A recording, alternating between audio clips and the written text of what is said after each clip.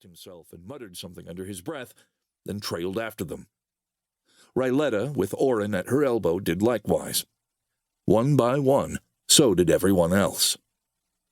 The slope was practically barren, stripped of all plant life save for a few straggly weeds. Over a century ago, Armageddon had fallen with devastating finality on the whole planet, and many areas had never recovered. Worry dug at Ryletta like a cold knife. She sensed something evil about the valley, something so vile she swore she could feel it in her bones. She tried to make light of the feeling, tried telling herself it was nerves.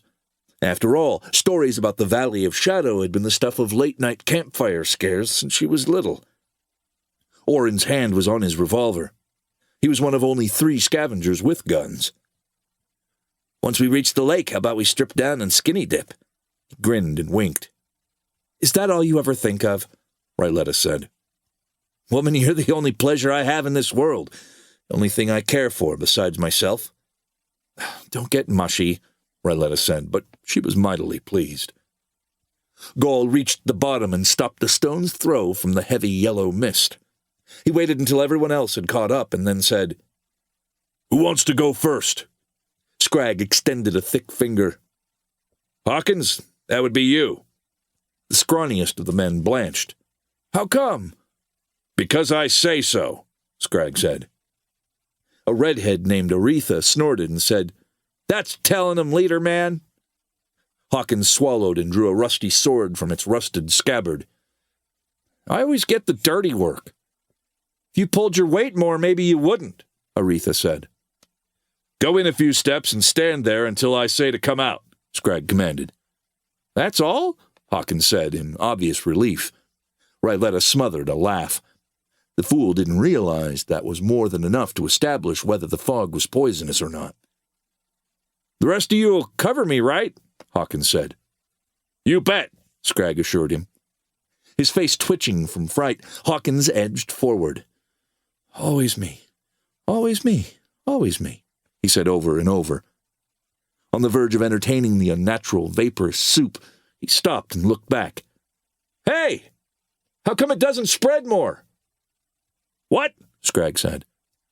"Why does this stuff stop right here?" Hawkins said, indicating where the fog rose like a yellow wall. "Why doesn't the wind carry it more?" "How the hell would we know?" Scragg said. "Quit stalling and get on with it."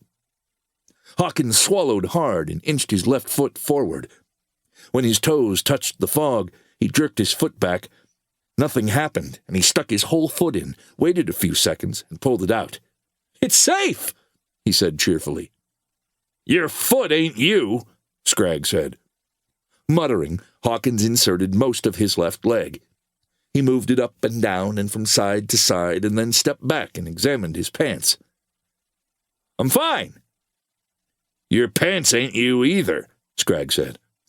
Hawkins wasn't taking chances. Holding out his left arm, he eased it into the fog until the vapors reached his elbow. Quickly moving back, he gave his arm a shake and examined it. "Still nothing." "Keep this up and I will, by God, beat you," Scragg said. Gaul and the others laughed. "Hey, I'm doing my best," Hawkins said. Straightening, he took a loud, long breath, held it, and took a single step into the fog, immersing his whole body. They could still see him as he quaked and gazed about in sheer terror. Ryletta bet herself he wouldn't last a minute. She was right. Half that, and Hawkins backpedaled out and gulped breaths of fresh air as if his life depended on it. When he finally subsided, he gave a little bark of joy. "I'm still alive!" "Go deeper," Scragg said. "Do I have to?" Hawkins complained. He didn't wait for an answer. Taking another deep breath, he marched in anew. After 3 or 4 steps, they lost sight of him.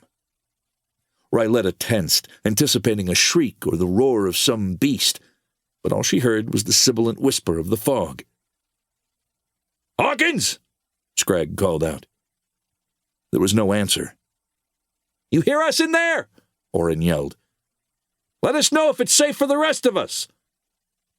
A tendril snaked out of the mist near where Hawkins had entered and uncoiled toward the sky. "Spooky stuff," Aretha said.